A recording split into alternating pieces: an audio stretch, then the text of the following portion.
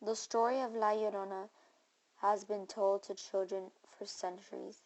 It is a sad tale but lives strong in the memories of Mexican people, and many swear it to be true.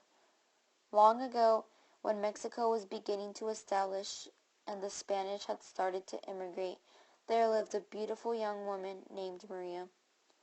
She was the most beautiful in all of Mexico, and because of it, she believed she was better than everyone else. As Maria grew, her beauty increased as well as her pride. She would not even speak, much less look at the men in her village, for she thought they were not handsome enough for her.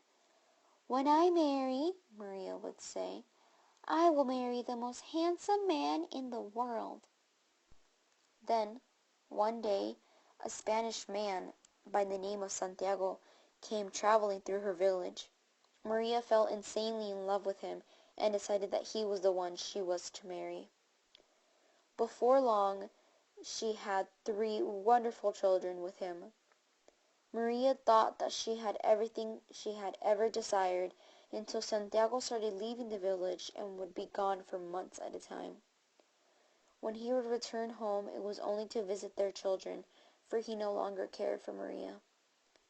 Getting worried, for they had never been engaged, Maria asked when they were to be married. Santiago was outraged and said that he was to marry a Spanish woman of his wealthy class, for he was embarrassed by Maria's indigenous roots.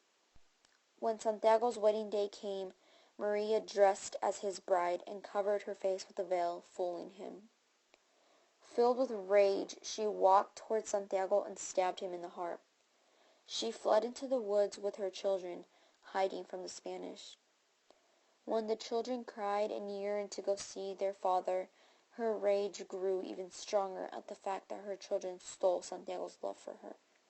She lashed out, drowning her children in a nearby river.